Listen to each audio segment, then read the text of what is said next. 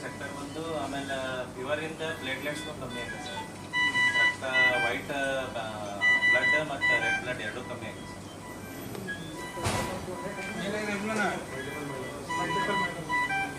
Cancer ಅದ sir. Explanation ಮಾಡೋದು ಅಷ್ಟೇ ತೋರಿಸಿ.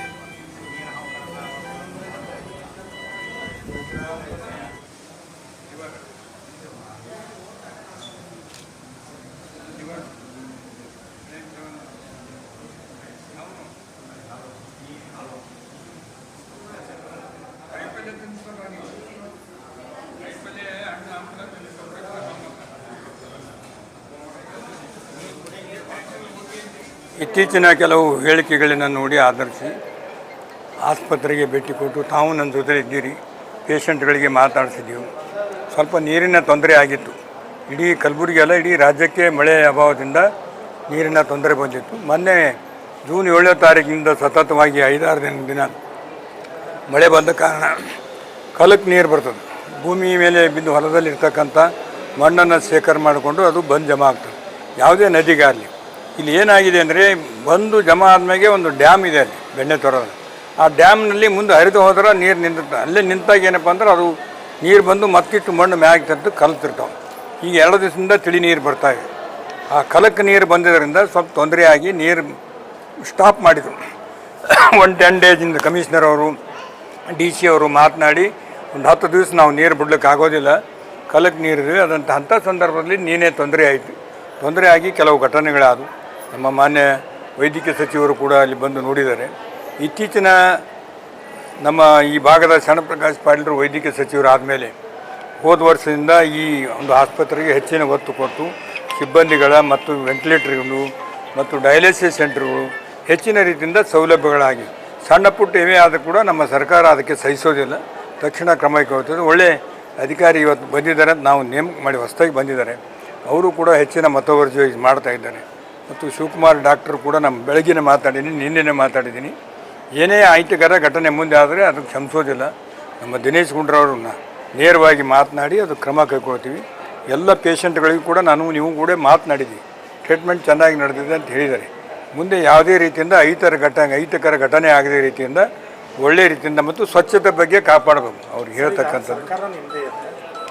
ಏನಪ್ಪ ಅಂದ್ರೆ ಸಿಬ್ಬಂದಿಗಳ ಕೊರತೆ ಇದೆ ಅಂತ ಬಹಳಷ್ಟು ಸಲ ಅಧಿಕಾರಿಗಳು ಕೂಡ ಹೇಳಿದ್ದಾರೆ. ಕಾಂಟ್ರಾಕ್ಟ್ ಬೇಸ್ ಮ್ಯಾಗ ಡೈಲಿ ಬೇಸ್ ಮ್ಯಾಗ ತೋಲ್ಕ ಸರ್ಕಾರ ಆದೇಶ ಮಾಡಿದೆ. ಮತ್ತು ನಮ್ಮ HKRDBನಿಂದ ಕೂಡ ಇವತ್ತು ಟೀಚರ್ಸ್ ಸಿಬ್ಬಂದಿ ಕೊರತೆ, ಇಡೀ 40,000 ಶಿಕ್ಷಕರ ಕೊರತೆ. ಹೋದ ಸಲ 20 ಕೋಟಿ ರೂಪಾಯಿಗಳು ಕೊಟ್ಟು ಶಿಕ್ಷಕರನ್ನ ನೇಮಕ ಮಾಡಿದೆ. ಇದರಲ್ಲಿ ಕೂಡ ಇದು ನಿರ್ಣಯ ಮಾಡಿ ಸಿಬ್ಬಂದಿಗಳನ್ನು ನೇಮಕ ಮಾಡೋದಂತೂ ಇಮಿಡಿಯೇಟಾಗಿ ಮಾಡ್ತದೆ. ಹೊಸ ಅನುಭವ, ಹೊಸ ಟ್ರೀಟ್ಮೆಂಟು, ಹೊಸ ಆಸ್ಪತ್ರೆ, ಟ್ರಾಮಾ ಸೆಂಟ್ರು, ಸಿಮ್ಸು ಇವೆಲ್ಲ ಏನಪ್ಪ ಅಂದ್ರೆ ಹೊಸದಾಗಿ ಹೆಚ್ಚು ಒತ್ತು ಕೊಟ್ಟು ಮಾಡೋದ್ರಿಂದ ಎಲ್ಲ ಮಟೀರಿಯಲ್ಸು ಎಲ್ಲ ಇಕ್ವಿಪ್ಮೆಂಟ್ಸ್ ಎಲ್ಲ ಇವೆ. ಆ ಸಿಬ್ಬಂದಿಗಳ ಕೊರತೆಯೂ ಕೂಡ ಇಮಿಡಿಯೇಟಾಗಿ ಬಗೆಹರಿಸ್ತದೆ. ನಾನು ದಿನೇಶ್ ಗುಂಡ್ರವ್ರಿಗೆ ಮಾತನಾಡಿ ಇಮಿಡಿಯೇಟಾಗಿ ಏನಪ್ಪ ಅಂದ್ರೆ ಅದ್ರ ಬಗ್ಗೆ ಕ್ರಮ ಕೈಗೊಳ್ಬೇಕಂತ ಹೀಗೆ ಮಾತನಾಡ್ತೀನಿ. ನಂಬರ್ನು ತೊಗೊಂಡು ಇಟ್ಕೊಂಡಿದ್ದೀನಿ. ಸರ್, ಈಗ ಇಲ್ಲಿನ ವೈದ್ಯಾಧಿಕಾರಿಗಳು ಮತ್ತು ಡಾಕ್ಟರ್ಸ್ ಮೇಲೆ ಒಂದು ಆರೋಪ ಇದೆ. ಏನಪ್ಪ ಅಂತಂದರೆ ಈಗ ಯಾರೇ ಒಬ್ಬರು ಮೇಲ್ನವ್ರು ಹೇಳೋ ತನಕ ಸಿಗ್ನೇಚರ್ ಮಾಡಿಕೊಡೋ ತನಕ ಇಲ್ಲಿ ಆಪರೇಷನ್ ಮಾಡಲ್ಲ ಅಂತ ಒಂದು ಆರೋಪ ಇದೆ. ಆಪರೇಷನ್ ಮಾಡಲ್ಲ, ಅವ್ರಿಗೆ ಸರಿಯಾಗಿ ಕೇರು ಮಾಡೋದಿಲ್ಲ. ಯಾರೋ ಸ್ಪೆಸಿಫಿಕ್ ಆಗಿ ಕೊಟ್ಟರೆ ಅವ್ರ ಮ್ಯಾಗ ಆ್ಯಕ್ಷನ್ ತೊಗೊಂಡು ಸಸ್ಪೆಂಡ್ ಮಾಡಿಸ್ತೀನಿ. ನಾನು ಒಬ್ಬನೇ ಸಾಕು, ಯಾರು ಶರಣಪ್ರಕಾಶ್ ಬೇಕಾಗಿಲ್ಲ. ನಾನು ಅಂಥವೇನು ನನ್ನ ಘಟನೆ ತೋರಿ ಮುಂದಿನ ತಿಂಗಳು ವಿಧಾನಸಭೆ ಸೆಷನ್ ಇದೆ, ನಾನು ಕ್ವಶನ್ ಆಗ್ತಾ ಇದ್ದೀನಿ ಇದ್ರ ಬಗ್ಗೆ ಅಂತ ಯಾರು ಇದ್ರೆ ಹೇಳ್ರಿ ಅವ್ನು ಸಸ್ಪೆಂಡ್ ಮಾಡೋದು ಹೇಳ್ತೀನಿ. ಯಾರಾದರೂ ಗರೀಬರ ಬಗ್ಗೆ ಬಂದಾಗ ಏನಪ್ಪ ಅಂದ್ರೆ ಮೇನ್ ಅಧಿಕಾರಿ ಬರಬೇಕು, ರಾಜಕಾರಣಿ ಹೇಳಿದಾಗ ಆಪ್ರೇಷನ್ ಮಾಡ್ತೀನಿ ಅಂದ್ರೆ ಏನು ಅರ್ಥ? ಅದು ಇಂಪಾಸಿಬಲ್, ಯಾರೂ ಸಹಿಸಲಿಕ್ಕಾಗಲ್ಲ. ಪೇಷಂಟೇ ಗರೀಬ್ ಇರಲಿ ಶ್ರೀಮಂತ ಇರಲಿ, ಯಾವ ರಾಜಕಾರಣಿ ಹೇಳಿದ್ರೆ ಆಪ್ರೇಷನ್ ಮಾಡ್ತೀನಿ ಸುಮ್ಮಂದವ್ರಿಗೆ ಮಾಡಲ್ಲ ಅಂತಿಲ್ಲ. ಇಲ್ಲ, ಇಂಥವೆಲ್ಲ ಡೆಲಿವರಿ ವಾರ್ಡ್ಗಳಿಗಾಯಿತು, ಆಪ್ರೇಷನ್ಗಳಿಗಾಯಿತು, ಸಣ್ಣ ಮಕ್ಕಳ ಹುಡುಗರ ಚಿಕಿತ್ಸೆ ಮಾಡೋಣ ಇಂಥವೆಲ್ಲ ರೆಕಮೆಂಡ್ಗಳು ಬೇಕಾಗ್ತಾವ ಅಂತೇಳಿ ಆರೋಪ. ಸಾಧ್ಯನೇ ಇಲ್ಲ, ಅದಕ್ಕೆ ನಾವು ಸಹಿಸೋದಿಲ್ಲ. ಅಂಥವು ಏನಾದರೂ ಸ್ಪೆಸಿಫಿಕ್ ಆಗಿದ್ರೆ ಹೇಳ್ರಿ, ಅವ್ರ ಮ್ಯಾಗ ಹೆಂಗೆ ತೋತೀನಿ. ನಾನು ದಿನೇಶ್ ಗುಂಡ್ರಾವ್ ಪತ್ರ ಬರ್ತೀನಿ, ಇಮಿಡಿಯೇಟ್ ಲೆಟರ್ ಬರೀತೀನಿ, ಅವ್ರ ಹೆಸರು ಹಾಕಿ ಇಮಿಡಿಯೇಟ್ ಕ್ರಮ ಕೈಗೊಳ್ಳೋದು ಹೇಳ್ತೀನಿ. ನೋಡಿ, ಡೆಲಿವರಿ ಕೇಸಸ್ಗಳ ಬಗ್ಗೆ ಇದು ಆಸ್ಪತ್ರೆ ಬಂದಾಗ ಎಲ್ಲ ರೀತಿಯಿಂದ ಮಕ್ಕಳು ಬೇರೆ ಕಡೆ ಒಂದು ತಾಯಿ ಒತ್ತಟ್ಟಿ ಮಕ್ಕಳು ಒತ್ತಟ್ಟಿರ್ತೀವಿ. ಇಲ್ಲೇ ಏನಪ್ಪ ಅಂದ್ರೆ ಅವ್ರಿಗೆ ಆಕ್ಸಿಜನ್ಸ್ ಸೌಲಭ್ಯಗಳನ್ನು ಮಾಡಿ ವಸತಿ ಅವರಿಗೆ ಏನಪ್ಪ ಅಂದ್ರೆ ಅನುಕೂಲ ಆಗ್ತಕ್ಕಂಥ ರೀತಿಯಲ್ಲಿ ವ್ಯವಸ್ಥೆ ಮಾಡಿದೆ. ಬೆಡ್ ಇಲ್ಲ ಅನ್ನೋದನ್ನು ಆರೋಪ ಇದೆ ಸರ್. ಬೆಡ್ ನಮ್ಮ ಸರ್ಕಾರ ಬಂದ ಮೇಲೆ ಬೆಡ್ ಇಲ್ಲ ಅಂತ ಆರೋಪ ಇಲ್ಲ. ಪ್ರೈವೇಟಾಗಿ ಕರೋನಾದ ಸಂದರ್ಭದಲ್ಲಿ ಕೂಡ ಪ್ರಿಯಾಂಕಾ ಖರ್ಗೆ ಅವರು 106 ಬೆಡ್ಗಳು ಕೊಟ್ಟಿರ್ತಕ್ಕಂಥದ್ದು, ಆಕ್ಸಿಜನ್ ಕೊಟ್ಟಿರ್ತಕ್ಕಂಥ ಉದಾಹರಣೆ ಇದೆ. ಅದೇನೇ ಇದ್ದರೂ ವೈದ್ಯಕೀಯ ಸಚಿವರು ನಮ್ಮವರಿದ್ದರೆ ಇಮಿಡಿಯೇಟಾಗಿ ಬೆಡ್ಗಳ ವ್ಯವಸ್ಥೆ ಮಾಡಿಸ್ತಾರೆ. ಸರ್ ಇನ್ನೊಂದು OPD ಅಲ್ಲಿ ಚೀಟಿ ತಗೋತಾರಲ್ಲ, ಕೇವಲ 2 ಕೌಂಟ್ರು, ಡೈಲಿ ಏನಿಲ್ಲ ಅಂದ್ರೆ 2 ರಿಂದ 3 ಸಾವಿರ ಜನ ಬರ್ತಾರೆ ರೋಗಿಗಳು. OPD ಮಾಡ್ಕೊಳ್ಳೋಕ್ಕೆ ಏನಿಲ್ಲ ಅಂದ್ರೆ 1.5 ರಿಂದ 2 ಗಂಟೆ.